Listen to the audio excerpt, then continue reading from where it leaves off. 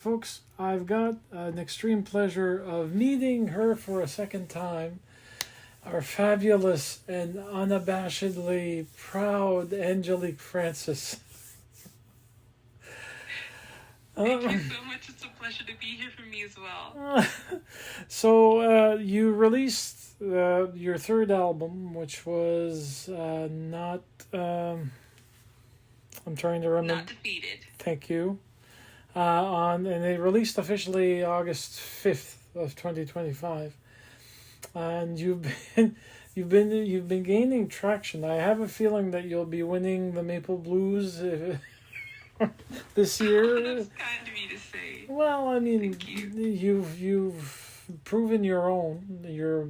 You're a singer songwriter, multi instrumentalist, standing bass, and the guitars. You've had the pleasure of opening for many different artists. And then on the album, folks, she's got Chris Ingram, Chris Tone, Chris Tone Ingram, Kingfish, or is it the other way around? And Eric Gales on one of the songs, but she proves to have made something that actually lasts and wiggles as an earworm should when it comes to something that actually makes sense. So let's go down with the skivvy. I've already met you before, so the preliminaries are already done from the last interview. So we'll concentrate on the recent album. How long did it take you to go from start to finish with the album? Well, there was a different timeline for different aspects of my album. In terms of, the first song that was written on this album, I wrote the first song 15 years ago. So it's been a long time coming. Okay. And there are a lot of really great tunes that have evolved over time as I've performed them over the years. But the process for recording, we started recording the album after the last one that came out in 2022. And around 2023, we were back in the studio again and working on some great tunes. Okay. So how long did it take to mix and master and press? Well, we have different workflows for different kinds of songs. So for a lot of it, we were working on a song-by-song basis. And it was kind of difficult for me to determine how many songs that I wanted on this album because it's so hard to choose when you have hundreds and thousands of songs. And so it was a song-by-song process, and then we'd remove songs and then add them on. And the mixing and mastering is something that we did as we finished recording each song. And we have the opportunity to do that as we have our own studio, and we produced and mixed and mastered all in-house at the studio in our home. And the pressing process for the CDs, 3 weeks for the digital copy, so not too bad. Could have had it a little faster if I wanted to, but we work with an amazing company called Train Records. Okay. And did you decide on potentially releasing vinyl?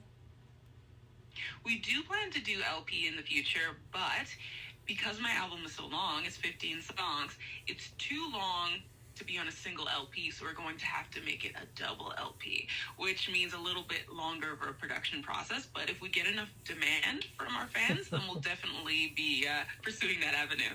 A double LP is going to be a first for me if I decide to actually get myself a record player. That's the only thing that's missing. But nowadays the technology is it's coming back, and it's being streamlined, and it's being made more affordable than if you had to buy an old 1970s stereo system that costs you an arm and a leg.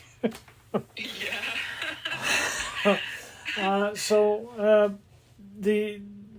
I know that you've been probably touring with the new album. Yes, I have been. Again, myself and my band. how many people are in your band currently? I know there's you. You're the pinnacle, the mistress of married men or married women in the band. But so who's currently making up the roster for your band? Well, my band comes in many different formats, but at our core, we're family, and so it goes from anywhere from a 4 to a 7 piece, and sometimes even larger, depending on what festival or venue we're playing. But at the core, at the 4 piece, it's myself on upright bass, harmonica, acoustic guitar, electric bass, various other instruments, lead vocals. Then we have my younger sister, Angelique Francis, on saxophone. She plays alto, tenor, and bari sax and backing vocals. I have my younger sister, Kira Francis, on trombone, keys, and backing vocals. And I have my father, Kieran Francis, on drums and backing vocals. Sometimes, occasionally, we'll have my younger sister, Kayla Francis, who just joined us this year. She joined us at 14. She plays trumpet as well as percussion and backing vocals. Then we also have my lead guitarist, Dave Williamson, and trumpet player. We have 2 trumpet players that play with us at various times. On the album, it was Ed Lister on lead trumpet and keys, and then often in performances, we'll have Andrew Knox, who also plays trumpet and keys. Nice. So it's the folks. I did actually hear this from her originally, but I wanted her to say it because she makes it sound so spectacular in regards to the amount of sheer talent coming from her family to actually be on stage with her at the same time or participating in any of the projects that she actually decides on. The with the fact that logistics is always a big issue, have you encountered any logistics nightmares or anything that you had to kind of circumvent or conquer at one point or another during your touring? I think that is something that is one of the challenges of touring, trying to balance emails and incoming paperwork and things like that while you're busy on the road, driving through the mountains. Maybe you don't have the best internet reception to be doing all of those things, but we had a fantastic time doing it this past summer. The last festival that we played at the summer was the Keeping the Blues Alive at Sea festival in Alaska. It went from Seattle to Alaska, and it was run by Joe Bonamassa, and it had some incredible talents on there like Marcus King and Sue Foley and just several other great names. And then we also did some tours throughout the rest of the states, and also through Western Canada and Quebec, and we've just been having a great time, and we hope to continue those tours throughout 2026. We need to bring you to the East Coast. I need to see you in the Maritimes.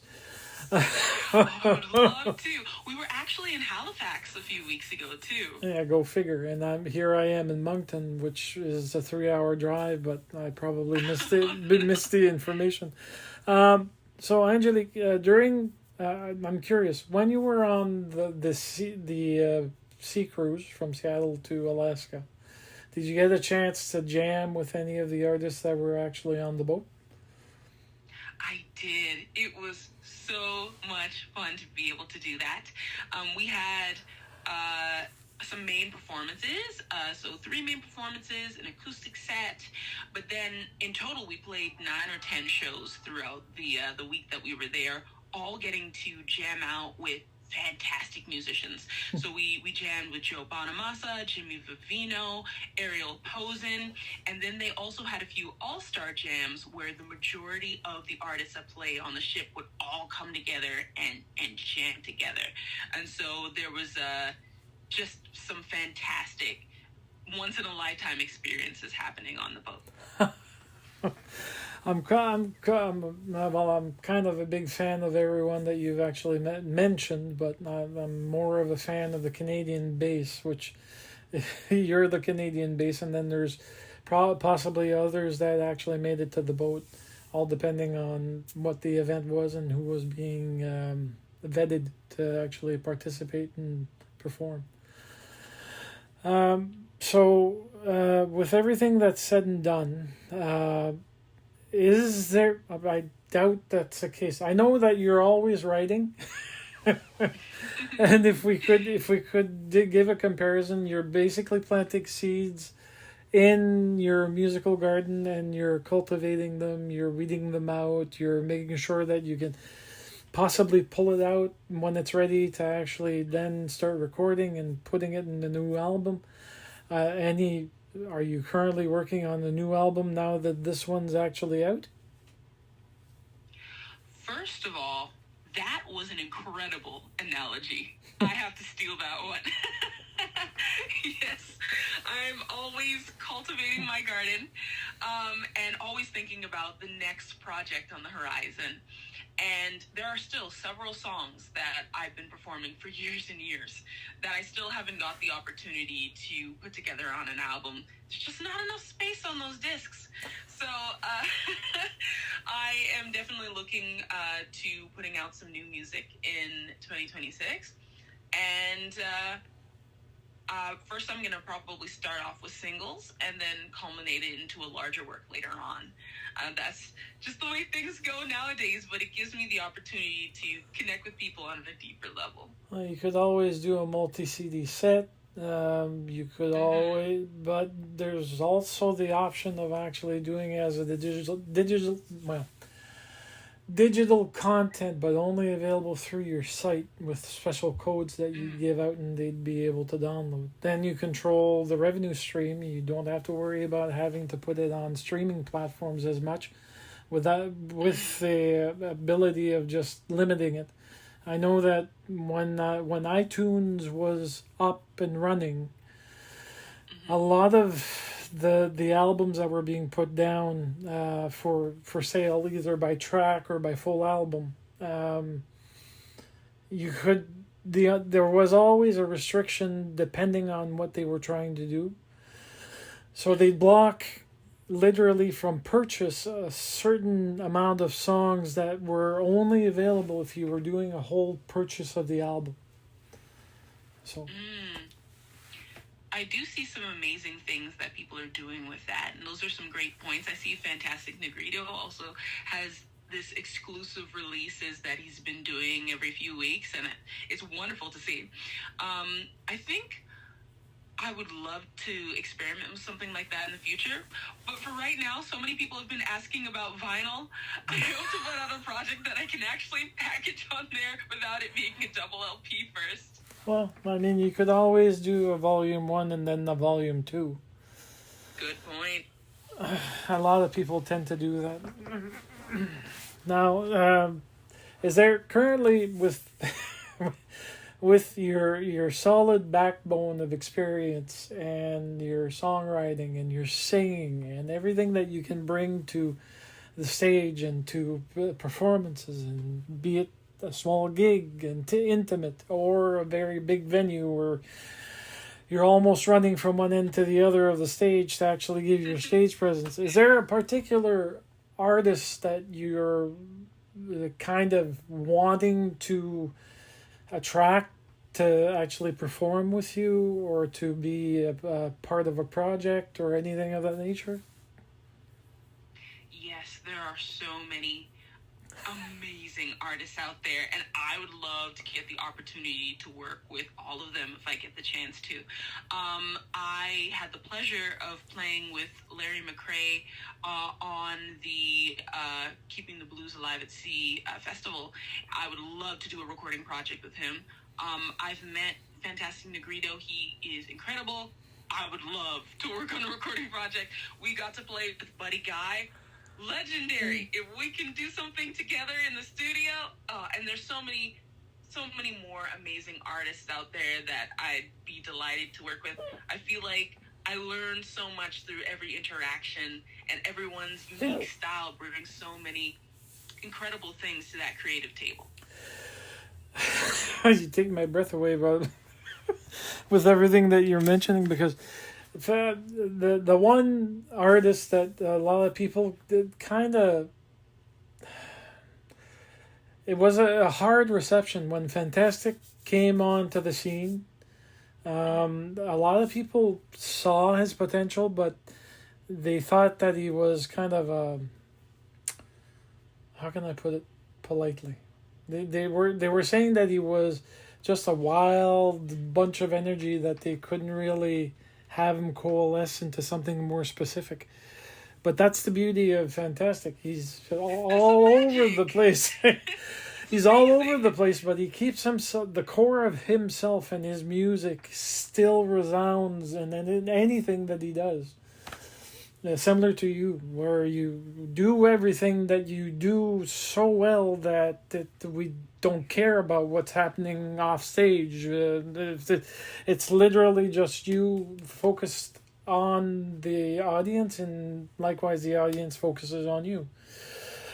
There is one thing I have to ask. The album itself, did you have control over the dressing up a specific way, or were they coaching you to actually do this to be so alluring and attractive, but standing firmly with the bass on the shot? Oh, thank you so much. Yes, I have complete control over everything. Myself and my band, my family, we have complete control over everything. I'm not signed. We're independent. Which quite good. Yeah, we do everything ourselves. The recording, the mixing, the mastering, the photo shoots, the music videos, the booking, driving the van. We're in complete creative control. And while I did have the opportunity to be signed, I got offered some major deals when I was younger. I realized that I wouldn't be able to do exactly what I wanted to do. I wouldn't be in control of my artistic vision. And I know that the path that we took isn't the easiest path, but in the end, having that control allows you to build something a little bit larger in the end, because you were able to do what you need to do and learn and grow at the pace that was good for our individual selves. Yeah. And so for me, there is, an element. Thank you very much for recognizing the different elements of sass that we try to weave in there. It's a collaborative effort between myself and my family, and bouncing ideas off of each other. And we, through this album, we wanted to give a message of joy and strength, and remind people of the ability that we all have to get back up when we fall down. And I wanted to showcase that in the album cover, just sitting on the bass. The first track, folks, is actually the perfect element of sass. And it goes so well with the album.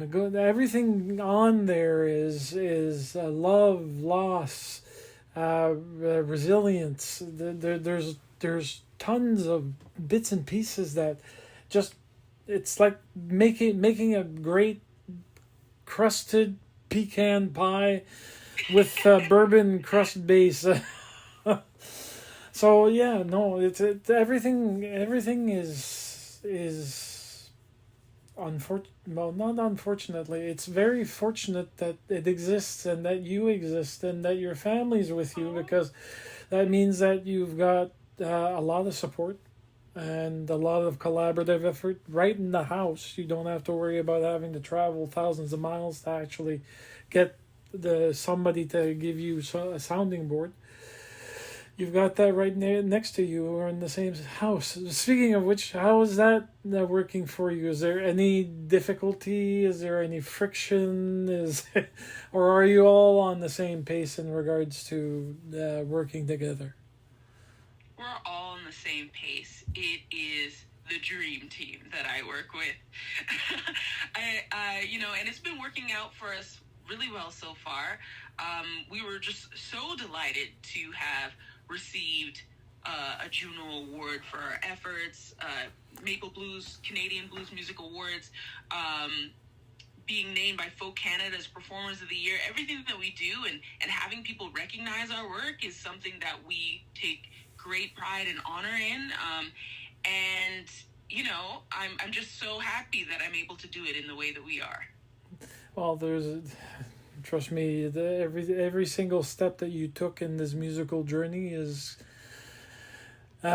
probably a walk of fame, because everything that you've done up to now it has been impossible to ignore in regards to the success and the interest that people are driving with it. Thank you so much. Now, that's so kind of you to say. With the fact that you're not signed, which praise all the all the angels that exist in the musical categories, have you been able to achieve, for the lack of a better word, economic independence in regards to keeping your own masters? Oh yeah, we own everything. That's part of the reason why we didn't want to become signed, to have someone own our catalog, have someone own our previous works. We own everything. We control everything. And yes, we do employ the help of some very talented individuals, such as our publicist Eric Alper. Mm-hmm. But it's a partnership. It's not partial ownership. It's just finding people who we want to collaborate with, and, you know, having a mutual agreement as opposed to control, you know. So for us, you know, we own everything, and I look forward to the future projects that we'll be able to do and do whatever we want with the music that we make. Folks, we've got a Canadian woman of great prowess who now is the equivalent and probably a superior to an old man called Ray Charles, because that's exactly what he did. That's exactly what he did. Well, he got signed to Atlantic at one point, and when he got signed to other labels, the major label that was carrying him at the one time, he had to sit down with his acting friend that was acting as his representative, and he had a few things that he modified on the contract that was given to him to review and to sign. And one of the things that he absolutely wanted and could not be, it was non-negotiable, was full ownership of his master copies. And his catalog went into the estate after his death. But Ray was, it's like many things that at one point Amit Erdogan, who was who discovered Ray and actually took on some of his material and decided to bring him into his record company, told him music is business, which is the single thing. Here you've controlled everything in your domain, which means that you don't have to worry about somebody nickel and diming you. You have, if it's $5 for a track, it's $5 to you directly, instead of going $2.50 for you and then the rest to somebody else. So you own everything, which is perfect. That means that logistics and everything else it's all in your lap. It's all in your fingers. It's all in your hands. It's all in your heart. It's spectacular. So Thank you. Is there anything that you'd like us to know before we finish the interview? Yes, I do have some shows coming up that have yet to be announced for 2026. So, and we really do hope to head out east. So if those shows pan through, they will be announced on my social media and also on my website, AngeliqueFrancis.net. So please be sure to check it out. And my new album, Not Defeated, is available on all streaming platforms. So be sure to take a listen. It's a real fun time. Yeah. Well, thank you very much, Angelique. This was a pleasure as always. And I hope to see you in the Maritimes very soon. Thank you so much, and the pleasure was all mine. Thank you so much for this wonderful conversation. Oh, you're It's very always much been such a fun time. Well, have a nice evening, by the way. You too. Take care. Bye.